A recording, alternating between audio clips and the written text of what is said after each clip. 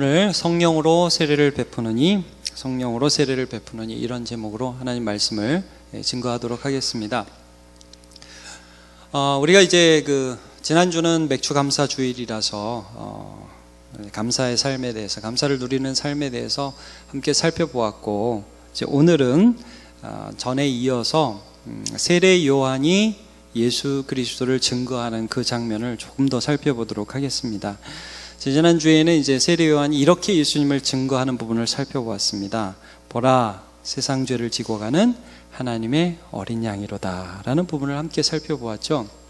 그러니까 이제 세례 요한이 세례를 베풀 때에 우리의 죄를 뒤집어 쓰시는 예수님을 본 거죠.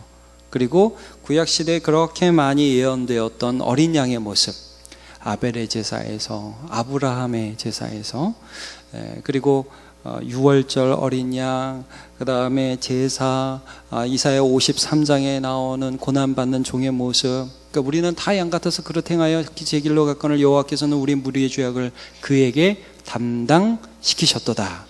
이 모든 어린 양의 모습을 세례받는 예수님에게서 본 거죠, 세례 요한이. 그래서 보라, 세상 죄를 지고 가는 하나님의 어린 양이로다. 그러면서 이제 우리가 그때 세례에 대한 의미를 어떻게 살펴봤냐면, 합한다, 이런 의미로 좀 받지 않습니까? 물속에 들어갔다가 물속에 나온다. 그것이 어떤 의미가 있느냐? 우리로 치자면 이런 거예요. 우리로 치자면 예수님과 합해서 예수님의 십자가 안에서 우리가 그 옛사람 아담 안에 있던 우리의 형벌받을 수밖에 없는 우리의 신분이 거기서 죽은 거예요. 심판받은 거고, 그 다음에 예수님 무리에서 나오신다, 부활하신다. 예수님이 다시 사셨을 때 우리도 새 사람, 예수 그리스도를 머리로 하고 하나님의 아들과 딸로서 새로 태어난다, 이런 의미가 있다고 그랬죠. 예수님께는 이 세례가 어떤 의미가 있다고 그랬어요? 예수님께는 세례가 십자가에서 우리의 죄를 자기의 몸에 끌어다가 우리와 합해서 죽으시는 거라고 그랬잖아요. 그리고 예수님이 부활하신 것은 그냥 예수님 혼자 부활한 게 아니라 우리 모든 예수 믿는 자를 예수님 안에다가 끌어다가 함께 부활하시는 거예요. 우리를 위한 부활이시라는 거죠. 여러분, 예수님 살아계시다는 것은 우리가 그 안에서 영원한 생명을 누리고 있다는 의미인 것입니다. 예. 그래서 이 세례를 받는 이 장면을 통해서 하나님의 어린 양이다, 이거 증언했고, 또 하나, 이 세례받는 이 장면을 통해서 오늘은 어떤 부분을 증언하고 있느냐 하면, 이분이 성령으로 세례를 주는 이시다, 이런 증언을 하고 있어요. 오늘 이 부분을 좀 살펴볼게요. 자, 요한이 오늘 본문을 보시면 32절을 한번 보시죠. 32절에 요한이 또 증언하여 이르되 내가 보매 성령이 비둘기같이 하늘로부터 내려와서 그 위에 머물렀더라. 자, 세례는 분명히 예수님과 우리가 합해지는 것인데 성령이 오신다는 그런 표현을 쓰고 있어요. 자, 비둘기같이 예수님 위에 머무셨습니다. 마태복음을 보죠. 조금 더 자세히 이렇게 나와 있습니다. 마태복음 3장에요. 자, 예수님이 세례를 받으시고, 이 말씀은 물 속에 들어갔다 나오시고, 자, 우리는 씻는 것을 강조해서 장로교회에서는 물을 뿌립니다, 여러분. 그러나 또 침례교회에서는 들어갔다 나오는 부분을 강조하죠. 이 부분이 이제 그 부분들을 강조하는 것입니다. 자, 예수님이 물에 들어갔다가 물에서 올라오십니다. 올라오는데 무슨 일이 벌어지냐면 하늘이 열리고 하나님의 성령이 비둘기같이 예수님 위에 임하여 내려오십니다. 자, 여러분, 예수님이 성령과 이때부터 함께 하시는 것입니까? 아닙니다, 여러분. 예수님은 항상 성령과 함께 하신 분이고 성령으로 나신 분이고 항상 성령 충만하신 분이십니다. 이건 뭘 하나 보여주시는 거예요, 여러분. 임하여 내리심을 보이시더니, 그러더니 하늘에서 무슨 음성이 들렸어요? 소리가 있어. 이는 내 사랑하는 아들이요 내 기뻐하는 자라 하시니라. 자, 이거는요, 요한이 이걸 딱 봤어요. 이거는 예수님에 대한 증거이고 동시에 예수님이 하실 일에 대한 증거였어요. 자, 뭐라고 합니까? 33절에 나도 그를 알지 못하였으나, 세례 요한이 예수님에 대해서 물론 하나님이 증언해 주셔서 그분이 너보다 먼저 계신 분이다. 하나님의 아들이다. 뭐 어느 정도 알 수 있었지만 잘 모르는 부분, 충분히 알지는 못하는 부분이 그런 부분이 있었어요. 근데 그분이 야, 너 세례를 주어라. 물로 세례를 주어라. 이것이 예수님을 소개하는 일이다 라고 명령해 주신 하나님이 뭐 꿈으로 하셨는지 환상으로 하셨는지 그거는 성경에 안 나와요. 분명히 세례 요한에게 그런 명령을 하여 주신 그분이 또 세례 요한에게 어떤 말씀을 하셨냐면, 야, 네가 세례를 주다가 성령이 내려서 위에 머무시는 것을 보면 그는 어떤 분이다. 곧 거기부터 읽어보죠. 빨간 거 시작. 성령으로 세례를 베푸는 이인 줄 알라 하셨기에. 그러니까 여러분, 우리 이제 교회에서 목사님들이 이제 세례를 베풀잖아요. 그건 하나의 심볼이에요. 심볼. 하나의 상징이에요. 여러분, 진짜 우리에게 성령을 베풀어 주시는 분은 누구시다? 예수님이시다. 그러니까 예수님이 무엇인가 하실 것이라는 것을 지금 성경 말씀을 통해서 보여주시고 있으신 것입니다.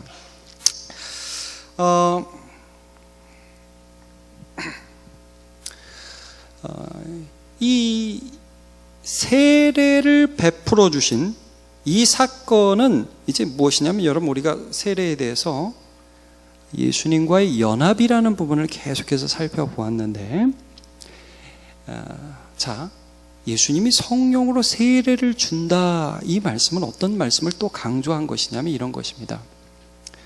여러분, 예수님과 연합해서, 그러니까 예수님의 죽으심이 내 죽으심, 예수님의 살으심이 내 살으심이 되게 믿어지게 하시고 묶어주시는 분은 누구시냐? 성령께서 하시는 일이냐, 그렇죠? 그럼 여러분, 제가 한번 물어볼게요. 여러분은 오늘 이 자리에서 예배하시는데 예수 그리스도의 십자가 안에서 내 죄가 같이 형벌을 이미 받았음을 믿으십니까? 그렇죠? 그리고 여러분, 예수님이 부활하셨는데 그것은 예수님 대단하다가 아니라 그 안에서 내가 부활했음을 여러분 믿으십니까? 예. 여러분, 그게 무엇을 의미하는 것이냐면, 마치 예수님께서 세례를 받으시고 나오셨을 때 성령께서 임하시는 것처럼, 나 믿어진다, 나 좋다, 이 정도가 아니라 그것은 내 삶에 누가 내려오신 것이다? 성령께서 오신 것이다 라는 의미가 있는 거예요. 여러분, 제가 그래서 다시 한번 물어볼게요. 이렇게 물어보면 성도들 좀 헷갈리는 분이 있어요. 여러분, 성령 받으셨습니까? 네, 여기서 아멘을 하셔야 됩니다. 우리가 이제 성령 받은 것을 어디에서 많이 확인을 하려고 하는 경향이 있냐면, 성령 받은 것을 조금 이따 우리가 살펴보겠지만, 방언을 한다든지 뭐 특별한 예언의 기적이 일어났든지 어떤 특별한 체험을 하는 것으로 성령 받은 것을 확인하려는 경향들이 있습니다. 근데 여러분, 예수님이, 우리가 예수 믿을 때에 그의 죽으심과 그의 부활과 합하여 우리에게 세례를 베풀어 주시고 우리에게 성령을 부어 주셨기 때문에 저와 여러분이 예수 믿는 것입니다.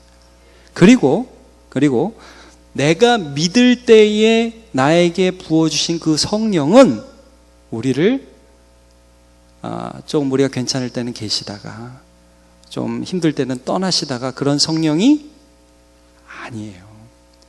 자, 우리 한번 요 말씀 좀 살펴볼게요. 여러분, 요한복음 14장을 한번 펴보세요. 한번 찾아보겠습니다. 그리고 혹시 여러분 오시다가 성경을 혹시 못 가져오시는 분은 뒤에 가면 우리 빛이 된 성경이 있어요. 그거 갖고 들어오셔서 보면 됩니다. 요한복음 14장 16절을 한번 보시기를 바랍니다.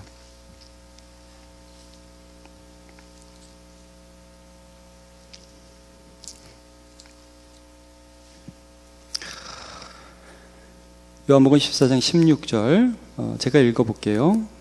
내가 아버지께 구하겠으니, 자, 아버지 하나님, 그가 또 다른 보혜사, 내가 보혜사라는 거죠. 예수님이 보혜사인데 예수님 말고 다른 보혜사, 다른 너희를 도와주는 카운셀러, 너희의 헬퍼를 보내주시겠다.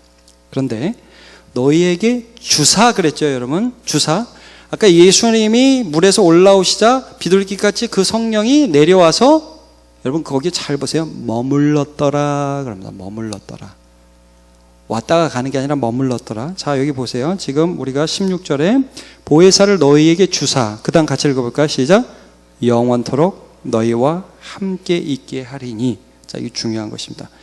여러분, 성령의 세례를 받는다는 것은 성령께서 우리를 어떻게 시작하시냐면, 우리 안에 무엇을 시작하냐면 예수와 나를 붙여버리는 것으로부터 시작을 해서 그 다음에 우리가 그 예수 안에서 영원토록 그를 믿는 믿음으로 살아갈 수 있도록 예수와의 관계가 시작되는 것입니다. 성령 세례는 시작이에요, 여러분. 이게 좀 분명하게 좀 기억하시기를 바랍니다. 17절. 그는 진리의 영이라 세상은 능히 그를 받지 못하나니 이는 그를 보지도 못하고 알지도 못함이라. 그러나 너희는 그를 아나니 그는 너희와 어떻게 계시죠? 함께 거하시며. 자, 여기 거하심이란 단어. 우리 안에 거하셔요. 그래서 여러분 고린도전서에 보면 무슨 말씀이 있습니까? 너희는 성령이 거하시는 성령의 전이다. 거하신다.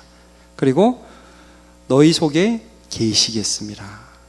여러분, 성령 받는 것은 뭐 능력이 한번 왔다 탁 떠났다 이런 게 아니고, 그건 은사적인 개념이고요. 그런 게 아니라 성령님이 내 안에 오셔서 내 안에 거하시는 것입니다. 18절에 이렇게 나오죠. 내가 너희를 고아와 같이 버려두지 아니하고 너희에게로 오리라. 어떻게 예수님이 우리 안에 오십니까? 성령으로. 성령 세례를 주신다. 근데 이제 이 성령 세례를 주시는데 이것들이 실제적으로 실현되는 것은 어디에서 실현되냐면, 여러분, 사도행전에서 실제적으로 보입니다. 자, 여러분, 사도행전 1장으로 조금만 가보겠습니다. 바로 뒤가 사도행전 1장입니다. 바로 뒤에 요한복음 뒤가 사도행전입니다. 사도행전 1장 4절을 한번 보시죠.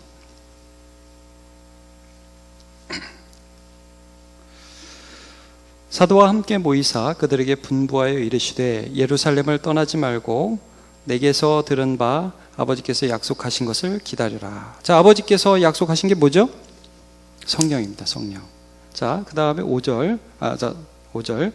요한은 물로 세례를 베풀었습니다. 너네 다 기억하지? 요한이 물로 세례 받은 거 다 기억하지? 이렇게 회상하면서, 자, 너희는 몇 날이 못 돼요. 그때 분명히 봤지? 내가 들어갔다 내려올 때 성령이 마시는 거. 너희에게 나의 죽음과 나의 살아남과 연합하여 예수를 믿게 하는 예수의 사역과 관계된 성령의 사역이 진짜 시작할 거다. 여러분, 분명히 구약에도 예수님 오시기 전에도 성령님이 계셨고 성령을 통하여 역사하신 것은 맞습니다. 그러나 여러분, 이 오순절이 왜 중요하냐면 이때로부터 예수님이 죽으시고 예수님이 부활하신 이 역사적인 사건, 이것을 기초로 해서 성령께서 예수 믿는 믿음, 그리고 성령께서 예수 의지하여서 하나의 교회를 이루시는 사역들이 왕성하게 일어나기 시작하는 것입니다. 2장으로 한번 가보세요. 사도행전 2장.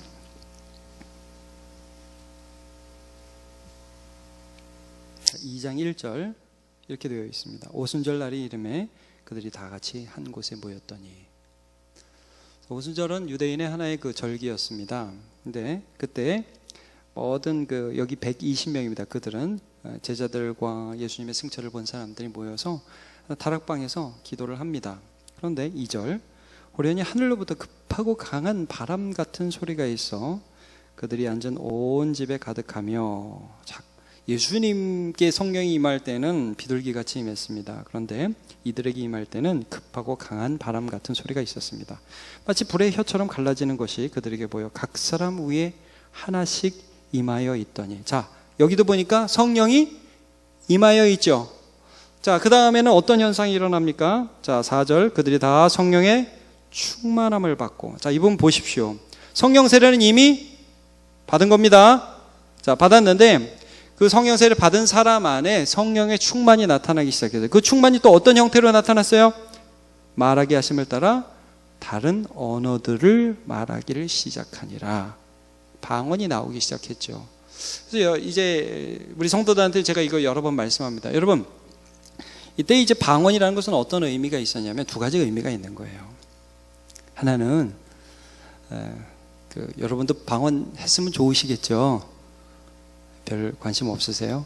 자, 이런 의미가 있는 거예요. 하나는 이제부터 성령께서 예루살렘에 있는 교회 가운데에서 역사하시고 성령께서 너희에게 예수 그리스도의 죽으심과 부활하심이 믿어지게 하시는 역사 시작이 되었다는 신호탄을 하나 알려주시는 거예요. 자, 진짜 시작되었다. 두 번째는 어떤 것을 알려주냐면 그들 가운데 너희들이 그 주변에 보면 지금 여러 순례객들이 있고 그 예루살렘에 그 다른 나라에서 온 사람이 있는데 이들에게 예수님을 증거해야 된다. 모르잖아요, 근데 말을. 그러니까 방언을 통해서 그들에게 복음을 증거하는 일들을 시작하게 하신 것입니다. 그런 의미들이 지금 이 부분에 나타나 있습니다. 자, 사람들이 막 신기해하면서 이렇게 보기 시작했어요. 자, 이 일은 어디에서 일어났느냐 하면 예루살렘에서 일어났습니다. 자, 2장이었죠? 여러분 1장 8절 한 번만 보실래요? 1장 8절 같이 한번 읽어보겠습니다. 시작. 오직 성령이 너희에게 임하시면 너희가 권능을 받고 예루살렘과 온 유다와 사마리아와 땅끝까지 이르러 내 증인이 되리라 하시니라. 자, 여기 보니까 성령이 임하시면 어디요?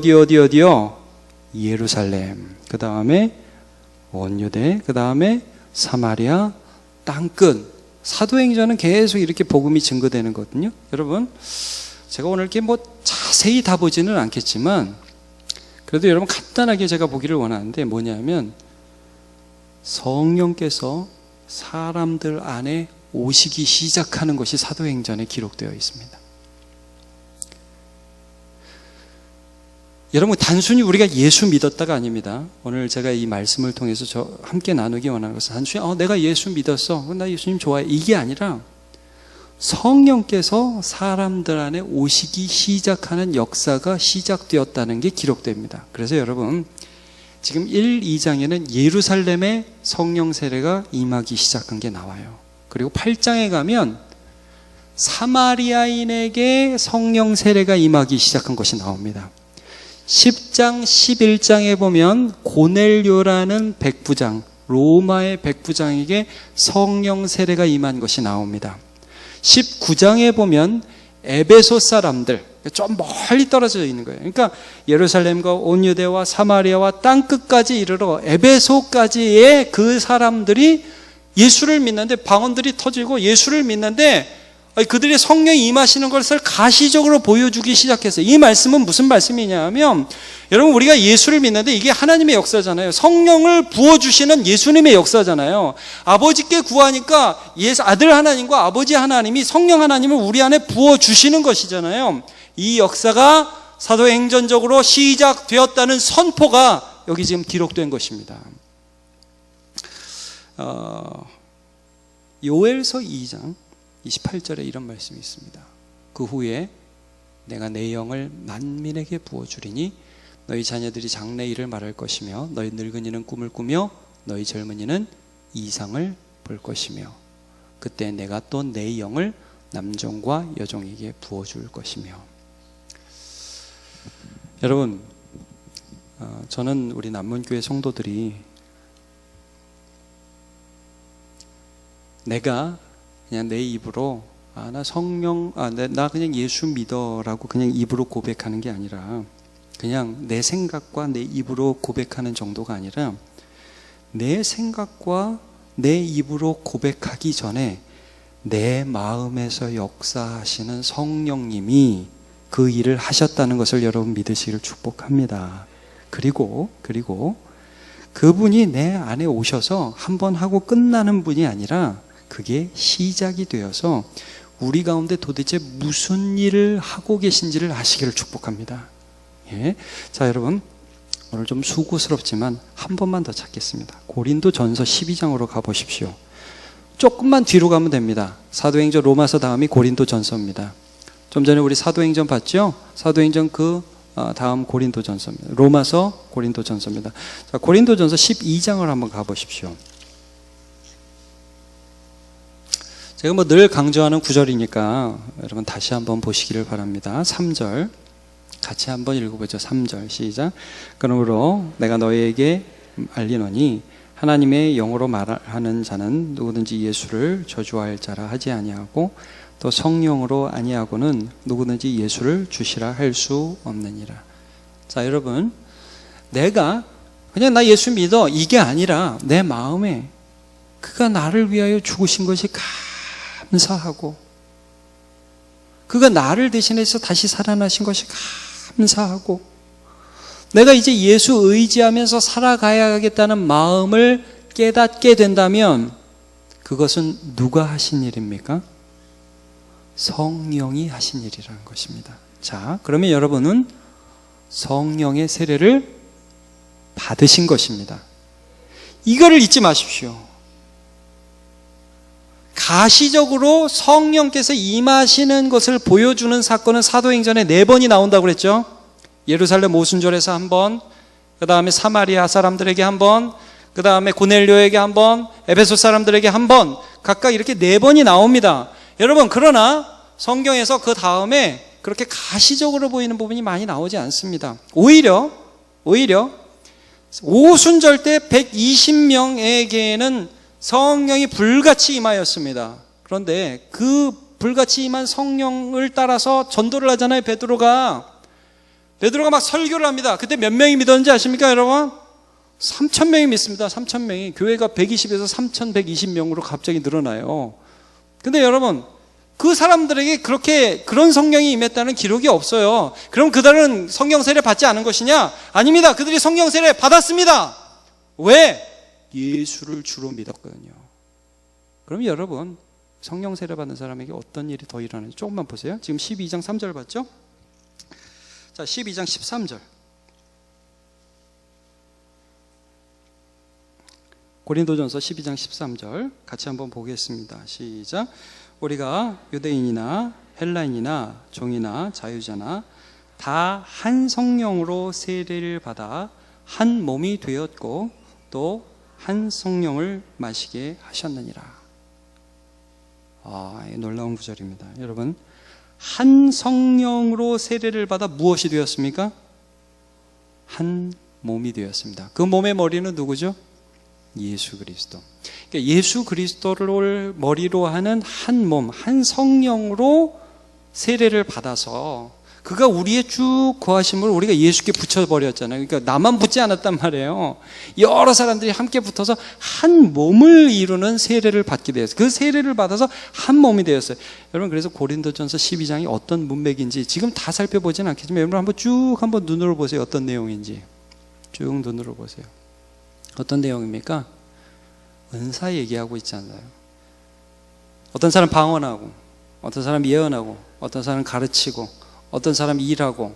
자, 이 모든 것은 한 성령이 한 몸을 섬기라고 주신 능력이다. 근데 너네들이 난 이거 잘해, 넌 그거 못하지. 그럼 그게 한 몸이에요, 여러분? 성령의 세례를 받은 사람의 자세가 아니라는 것에 대해서 말씀하고 있죠. 자, 여러분, 고린도전서는 지금 자세히 살펴보지는 않겠습니다. 사도행전 2장, 죄송합니다. 한 번만 더 가주십시오. 사도행전 2장으로.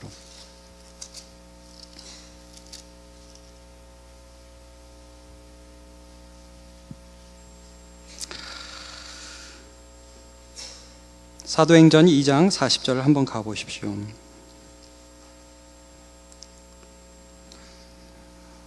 사도행전 2장 40절, 베드로의 설교의 마지막에 이렇게 나와 있습니다. 또 여러 말로 확증하여 권하여 이르되 너희가 이 패역한 세대에서 구원을 받아라. 예수를 쭉 전하죠. 그러니까 그 말을 믿은 사람들은 세례를 받았습니다. 물론 물 세례를 가리킵니다. 이것은 이날 신도의 수가 3,000이나 더하였더라. 근데 여러분, 그들이 물 세례를 받았는데 그냥 물 세례만 받았느냐? 아닙니다. 여러분, 예수를 믿는 역사가 그들 가운데 일어났습니다. 자, 어떤 특징이 있느냐? 42절을 보죠. 그들이 사도의 가르침을 받아. 제가 여러분 분명히 말씀드리겠습니다. 저와 여러분이 예수를 믿으면 말씀을 듣고 싶은 공통점이 생기게 됩니다. 하나님의 말씀이 어떤 것을 우리에게 가르치시는지를 알고 싶어 하게 됩니다. 성령 세례받는 사람의 특징입니다. 세상에서 여러 이야기를 듣죠. 그러나 그것이 아닌 예수님의 말씀 안에 거하고자 하는 열망을 일으켜 주신다는 것입니다. 가르침을 받아요. 가르침을. 자, 그 다음에 서로 교제하고. 그러면 믿음의 사람은 죄송합니다. 세상 사람들과 이게 뭐 구분하는 게 뭐 너는 뭐 별거 아니고 나는 괜찮아 이런 구분이 아니라 근본적으로 세상 사람과 통하지 않고 믿음의 사람들끼리만 통하는 것이 생기게 되어 있습니다. 어쩔 수가 없습니다. 기도에 대해서, 말씀에 대해서, 사랑에 대해서, 세상에 대해서 전혀 다른 가치관이 생겨요. 그래서 믿음의 사람을 만나고 싶고 믿음의 권면을 듣고 싶고 믿음의 격려를 받고 싶은 마음들이 우리 안에 생각나는 것입니다. 이게 성령 세례의 표지입니다. 자, 여러분, 방언은 할 수도 있고 안 할 수도 있습니다. 그러나 여러분, 말씀을 듣고 하나가 되었다는, 하나의 공통점이 생겼다는 거예요. 말씀을 사모하고 말씀 안에서 교제하고 말씀으로 격려하는 것들이 우리 안에 일어나기 시작합니다. 그 다음에 어떤 공통점이 또 생겨요. 떡을 떼며 성찬이라고 그랬죠, 여러분? 성경에서 나오는 떡을 떼면 밥 먹었다 이런 소리가 아닙니다. 성찬, 한 몸 예수 그리스도를 나누기 시작하며 그 다음에 기도하기를 힘씁니다. 좀만 더 볼게요. 43절. 사람마다 두려워하는데 사도들로 말미암아 기사와 표적이 많이 나타나니 믿는 사람이 다 함께 있어 모든 물건을 서로 통용하고. 자, 물질에 있어서 나를 주장하지 않게 되기 시작합니다. 왜? 여러분, 이 말은 갑자기 회사 그만두지 말라는 말도 아니고 그렇다고 해서 무슨 적금 다 깨라는 말씀도 아닙니다. 자, 그러나 근본적으로 이 물질과 나를 바라보는 가치관 자체가 변한다는 것입니다. 왜냐? 예수가 나를 위해 죽어주셨거든요. 그가 나를 위해 다시 살아나셨거든요. 나는 그의 것이고 나는 그의 몸이거든요. 생각이 바뀌어요. 자, 재산과 소유를 팔아 각 사람의 필요를 따라 나눠주며 날마다 마음을 같이하여 성전에 모이기를 힘쓰고 집에서 떡을 떼며 기쁨과 순전한 마음으로 음식을 먹고 하나님을 찬미하며 또 온 백성의 칭송을 받으니 주께서 구원받은 사람을 날마다 더하게 하시니라. 여기에 성령이라는 구절이 한 단어도 없습니다. 그렇죠? 근데 다 성령이 하신 일입니다.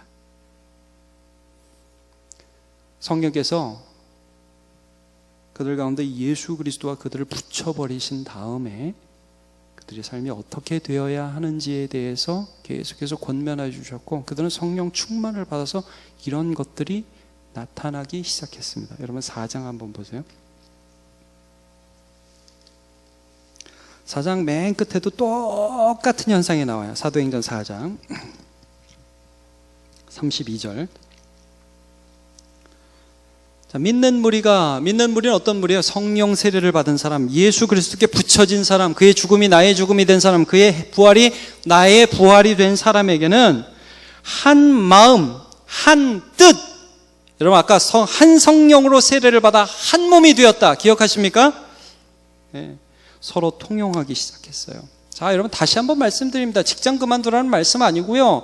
아니 뭐 그냥 다 통장 깨가지고 교회에다 헌금하라는 그런 말씀이 아닙니다. 인생의 방향이 어디를 향하느냐에 대한 말씀입니다. 나를 향하는 것, 나에게 축적되는 것으로 인생의 방향을 삼고 있느냐, 아니면 나를 구원하신 예수 그리스도께 나의 삶 전체가 드려지는 방향으로 가고 있느냐에 대한 질문입니다.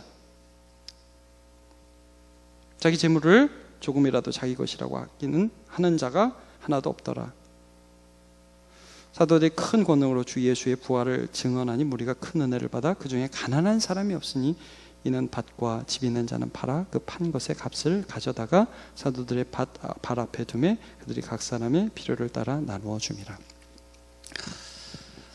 저는 우리 남은 교회 성도들이 직장에서도 열심히 일하시고 가정에서도 열심히 일하시기를 축복합니다.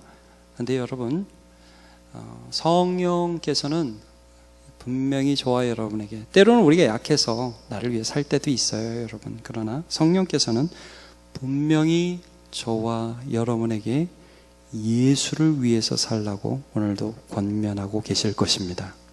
그리고 성령께서는 분명히 내가 너를 위해서 죽었고 난 나의 모든 것을 너를 위해서 죽었고 그리고 너를 위해서 살아났다고 말씀하시는 그 예수님의 말씀이 내 안에서 들릴 때 성령께서는 우리 오늘 살아있는 의미 있는 순간들 한순간 한순간이 하나님 안에서 한 몸 된 형제와 자매를 사랑하는 삶으로 이어지도록 우리를 권면하고 계신 것입니다. 제가 이제 어제 토요일이라서 설교 준비를 하고 잠깐 교회 쭉 한번 봤더니 재밌더라고요. 우리 교회가 토요일날 이제 이번 주에 유치부 여의름 성경학교에서는 교사들은 5층에서 막 뭐 달고 있어요. 그리고 주방에서는 또 이번 여름 성경학교 때 쓸 음식 만들고 있고 또 집사님들은 청소하시고 목사님들은 또 뭐 사역도 준비하시고 어제 또 집에 가려고 또 저녁에 와서 봤더니 어떤 중고등학교 애들이 또 저기서 뭐 먹고 있고 또 그 목사님은 또 그 먹은 것도 치우고 자, 목사님이 치운 건 아닙니다. 목사님이 치운 건 아니지만 또 뭐 애들 또 뒷처리하고 뭐 이렇게 하라 하고 자, 여러분 우리 교회에 너무나 많은 분들이 뭐 어제 토요일 제가 잠시 토요일의 그림을 좀 본 겁니다. 너무나 많은 분들이 너무나 많은 모습으로 다양한 장소에 있으시더라고요. 근데 제가 그 모습을 쭉 보면서 아름답다고 생각했어요. 왜냐하면 여러분 뭐 꼭 교회에서 봉사만 하는 것을 의미하는 것은 아닙니다. 우리는 도대체 왜 이렇게 삽니까? 주 예수 그리스도를 믿기 때문입니다. 여러분 직장에서 혹시 왜 직장 생활 하십니까? 저는 우리 남문교회 성도들 진짜 이렇게 권하고 싶습니다. 여러분 세상에서는 분명히 돈 벌기 위해서 직장 생활합니다. 여러분 우리도 돈을 벌기 위해서 일하는 면이 있습니다. 그러나 더 큰 목표를 가지시기를 축복합니다. 2000년에 무슨 일이 있었는지 혹시 기억하십니까? 2000년에 의학 분업이 의사와 약사 싸웠잖아요. 그래가지고 파업이 일어났잖아요. 그래가지고 의사들이 병원 문을 닫는 진짜 초유의 사태가 벌어졌던 적이 있습니다. 기억하십니까? 근데 이제 제가 오늘 오후 예배 때도 이 사람 얘기를 좀 하려고 하는데 안수연이라는 청년이 있었어요. 저하고 비슷한 또래의 사람입니다. 지금은 하나님 나라 갔습니다. 근데 이 청년이 이때 어떤 일을 했냐면 제가 이 청년의 그 삶을 그린 글을 좀 잠깐 읽어드릴게요. 2000년 여름 태풍이 몰아치는 가운데 전국의 의사들이 파업을 결정했던 때가 있었습니다. 대한민국 역사상 처음 있던 일, 동네 병원들은 문을 닫았고 대학병원의 인턴, 레지던트 전공의 교수들도 가운을 벗어 모두 병원을 떠났습니다. 의사들과 정부가 격렬하게 대치하는 사이에 환자들의 신음소리는 더욱 깊어져만 갔습니다. 이때 안수연이 이런 고백을 합니다. 여러 논리에 밀려 위로받지 못하고 충분히 돌봄을 받지 못하는 환자들이 제 마음을 가장 아프게 합니다. 누구보다도 위로받아야 할 사람들, 병원에서 도움이 될 길과 하나님 앞에서 자유할 수 있는 길을 위해 기도하면서 병원에 남는 길을 택했습니다. 기도해 주십시오. 그가 자기의 홈페이지에 남겼던 글입니다. 홀로 병원에 남은 청년은 의사, 하루 한두 시간 겨우 눈을 붙이고 끼니를 걸러가며 환자 곁을 지켰습니다. 엄격한 위계질서의 의사사회에서 자칫 앞날에 불이익이 생길 수도 있는 행동이었습니다. 하지만 그는 주님이 가르쳐 주신 대로 자기 소명에 충실했습니다. 여러분, 성령은 우리를 예수를 믿게 해주셨고 우리가 믿은 예수는 우리를 위하여 자기를 내주신 분이시고 우리가 믿은 예수는 우리를 위하여 다시 부활하신 예수님이십니다. 근데 어떻게 우리가 그 예수님을 믿는데 예수님 저한테만 잘해주세요. 예수님 제 사업만 잘 되게 해주세요. 예수님 제 건강만 좀 나아지게 해주세요라고 기도할 수가 있을까요? 과연 예수님이 그렇게 우리에게 역사하실까요? 성령님이 우리 가운데 그렇게 역사하실까요?